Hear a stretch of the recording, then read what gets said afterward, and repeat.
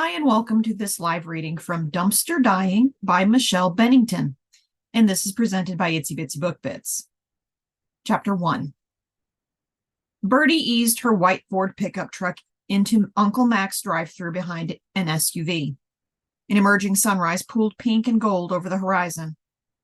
Thank goodness last night's rain had passed. She squinted at the brightly lit menu.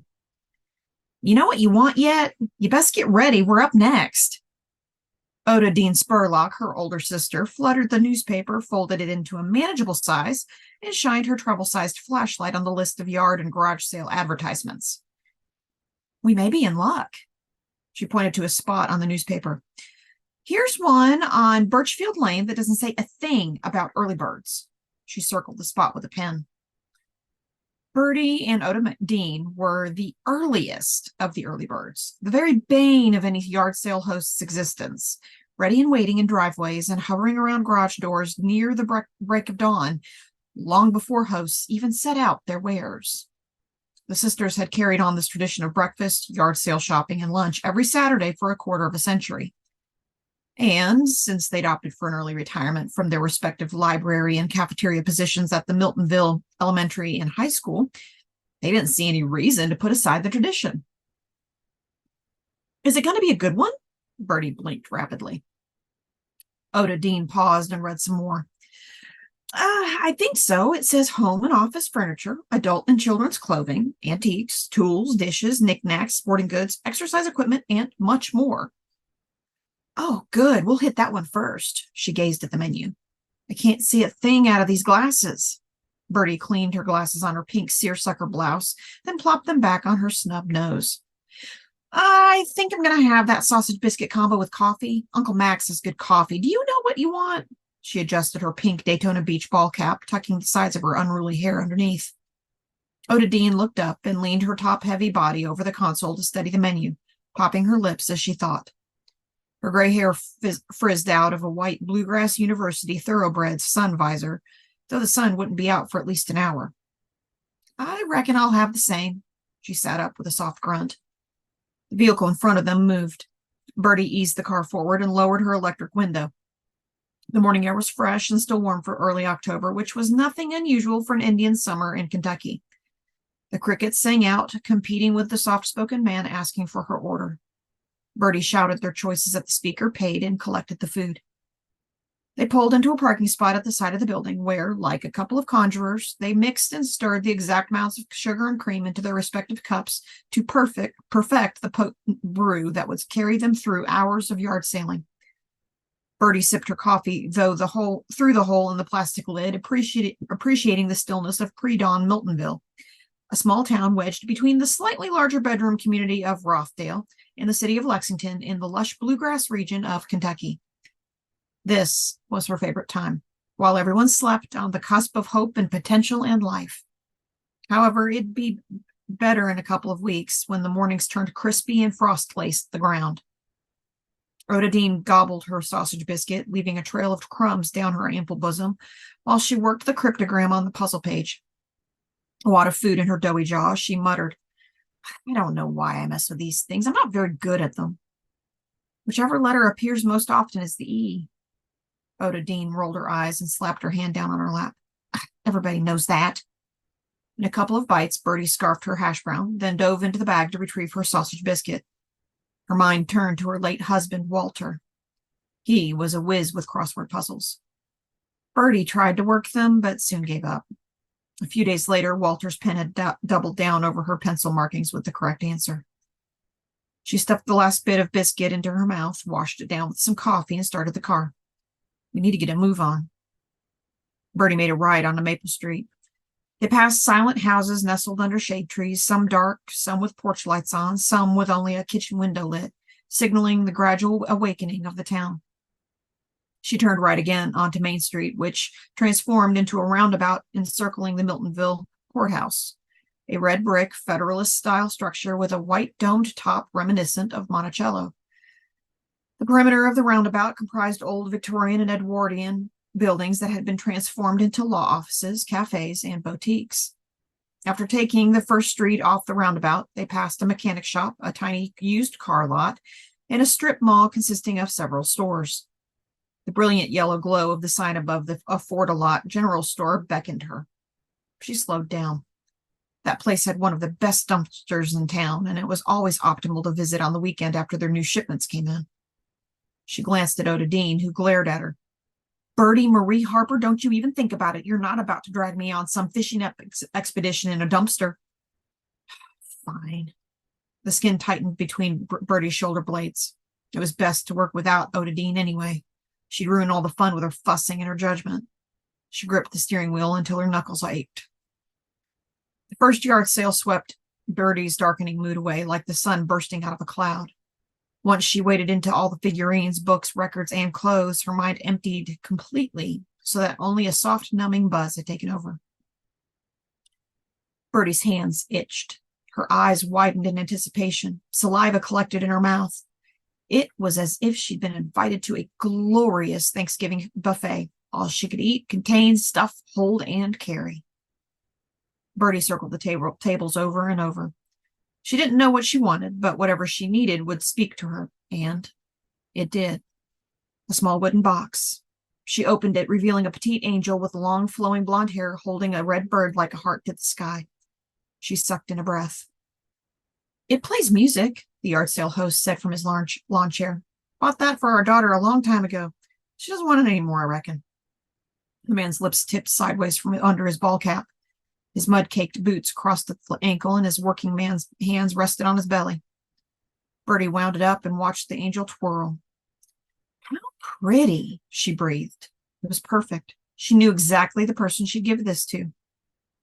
Sell it to you for $5. Birdie waited for the angel to stop dancing. I'll give you $3. Deal. In a whirlwind of bargain shopping and haggling, Birdie and Oda Dean hit all the best yard sales in the best neighborhoods in Miltonville and neighboring Rothdale before noon. For lunch, they treated themselves to the broccoli and cheese soup and steak sandwich deal at the Fig Tree Cafe in Rothdale, and then ran by the Dollar Tree for gift wrap supplies before returning to Miltonville. On the way home, Birdie slapped the steering wheel. Oh, shoot, I've got to stop for gas. She pulled into the Big Blue Market, a convenience store and liquor market known to locals as the Blue Mart, on Cherry Street, filled her tank, and pulled from her bag a newly acquired treasures, the small jewelry box with the twirling angel inside. Birdie reached around to pull the diamond dollar store bag from the back seat and wrap the box in white tissue paper. What are you doing? Oda Dean asked. I'm going to give this to Jenna. Why? Heat rose in Birdie's chest and spread up to her face. Oda Dean's tone reeked of judgment. Because I want to, okay? Fine by me. Oda Dean lifted her hands in surrender. I was just wondering. Birdie stuffed the box down inside a metallic red gift bag and hung it around her wrist while she filled up the tank. She spoke to Oda Dean through the opened window. Wait here, I'll be right back. You need anything? No, hurry up. I've got to pee. You can pee inside.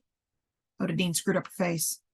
I don't want to get out of the truck, and I definitely don't want to use that bathroom. It smells like deer urine. Birdie scurried inside. Even though she'd just eaten lunch and wasn't the least bit hungry, she had to buy a half-gallon of vanilla ice cream to go with the blackberry cobbler at home because it was tradition to finish off a day of shopping with dessert and coffee while they discussed their bargain hauls. Jenna Lawson stood behind the counter, ringing up another patron's purchase while they chatted about the weather and school and whatnot. Jenna smiled and waved as Birdie passed the counter. She clutched the handles of the gift bag and pushed her silver wire-framed glasses up on her snub nose as she searched the row of glass cooler doors for the ice cream.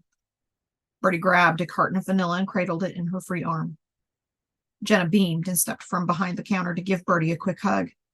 She was tall and lean in a thin cream and black sweater and faded black jeans that tapered above a pair of glittery red shoes. Beautiful glittery red like Dorothy's ruby slippers. I love your shoes. Jenna glanced at her feet. These are things. She flipped a tress of her long, perfectly coiffed platinum waves over her shoulder. How are you? I haven't seen you in at least a week. She opened her arms wide to receive an awkward hug around the ice cream carton. Jenna stuck out like a swan among the ducklings at the Blue Mart in her 1940s screen siren flair and sweet nature. Warm maternal feelings oozed through Birdie's core, settling down into her belly. They separated, and Birdie offered her the gift bag, blinking rapidly. It was a facial tic that gave Birdie a perpetual air of nervous excitement. I know you had a birthday recently. I hope you like it. Jenna gaped with surprise. You got me a gift? You didn't have to do that. It's not much. Jenna pulled the tissue paper from the bag and removed a small rectangle jewelry box. She'd opened it to reveal the porcelain angel with flowing blonde hair. Oh, I love angels. It's so pretty. Thank you. It reminded me of you because of your long blonde hair, and you once told me that your mother liked red birds. You're right. She loved angels, too. This will remind me of my mama and you every day. I'll put it right by my bed. It plays music, too. Birdie flipped it upside down to wind up the key on the bottom. The notes of Wind Beneath My Wings floated out as the angel spun around with her little red bird, encouraging it to fly. I don't recognize the song. It's from before you were born. It's a lovely song, though. You should look it up. I will. I'll watch it on YouTube when my shift is up. Jenna nudged Birdie and said in a conspiratorial voice, or if I get bored here. She winked a dark, glittering eye and held up the box, watching the little angel spin. My mama would have liked this, too. She collected angels. She did? Birdie gaped. I didn't know that. She placed her hand over her heart. I'm a collector, too. Oh, what do you collect? Wizard of Oz and Barbies and antique dolls. She waved her hand. I don't know what all. I have several collections. Oda Dean's voice popped into her head. You're not a collector, you're a hoarder. Birdie struggled to hold back a sneer against her sister. That's so cool, Jenna nodded, genuinely interested. Still have Mama's collection. Daddy couldn't bear to get rid of it after she died, so he gave them to me. She ran her finger around the edge of the box. I can't wait for Christmas. I'll put up all the angel ornaments with loads of lights. She glanced at Birdie. Mama always loved having a ton of lights on the Christmas tree, and Daddy would always tease her about the tree looking like it was on fire. She smiled, a small dimple forming in one cheek. And when I put the tree up this year, I'm going to put this on the table right beside it. Jenna hugged Birdie again. Thank you so much. I was having a bad day, and then here you come to brighten it up like always. It's as if my mama sent you to look after me. You're welcome, sweetie. Birdie's throat burned and clenched. Jenna was the sort of girl Birdie would have wanted for a daughter. When she met Jenna 3 years ago, Birdie laid silent claim to the girl who lost her mother at a young age. It was as if they'd been destined for each other. You know, I had a daughter once. Birdie toyed with the edge of the ice cream container lid. Her name was Lydia. She would have been about the same age. She died when she was a baby. Jenna's face softened with pity. Oh, a car horn honked outside. That's Oda Dean. Birdie plunked the container of ice cream on the counter. I'd better hurry or she'll have my hide. I'll come back tomorrow after church for my Sunday afternoon special. Birdie always looked forward to her Sunday afternoons with Lifetime movies, chocolates, Funyuns, and scratch-offs. Jenna laughed. I'll have everything reserved for you right up here. She patted the counter beside her open textbook. You'll be here? You know I will. It seems I practically live in this place. Birdie collected her bag. The truck horn sounded again and she rolled her eyes. Maybe I'll win big this time. Then I'll ditch this town for good. Jenna smiled and leaned on the counter, cupping the music box between her hands. You and me both. Birdie exited, passing a yellow sports car parked by the dumpster at the side of the building. The windows were too dark to see anything more than the silhouette of a head. Cigarette smoke wafted out the driver's side window. That wasn't Rana or Lucy's car. They wouldn't be working anyway. A fizzling sensation lit up beneath her skin. Women's intuition. Perhaps even a mother's intuition. Sort of. She didn't know why it bothered her. It just did. Without thinking, she backtracked, opened the store door, and stuck her head inside. Jenna looked up from the book she was reading. You working alone tonight, hon? She smiled. Yep, as always. Be sure you keep your phone close by. Be real careful, okay? Jenna stood and peered out the big window. What's wrong? I don't know. I can't explain it, but there's a car over here. It's probably nothing, but it's giving me the creeps. Concern flooded the girl's features, and she grew still. What kind of car? Yellow sports type thing? Jenna blanched and touched the angel charm on her necklace as she stared at the store phone, considering something. Her desire to protect this girl came over Birdie. Maybe I'll go over there and see what's happening. Hold on. She started toward the car. Oda Dean leaned over, honked the horn, and shouted out her window. What in the seventh shade of Hades are you doing? Shh. Birdie cut her hand through the air. As she neared the yellow car, the driver revved its engine and sped away. Birdie couldn't see the license plate through all the black smoke. She returned to the store. Maybe you should call the police. Jenna managed a faint smile and she waved Birdie away. No, that's okay. I'm fine. The creeping feeling under Birdie's skin didn't subside. She stepped up to the counter and wrote her phone number on the back of her receipt. If you need anything at all, you call me. Jenna tucked the paper into her textbook and nodded. Okay, but I'm sure everything will be fine.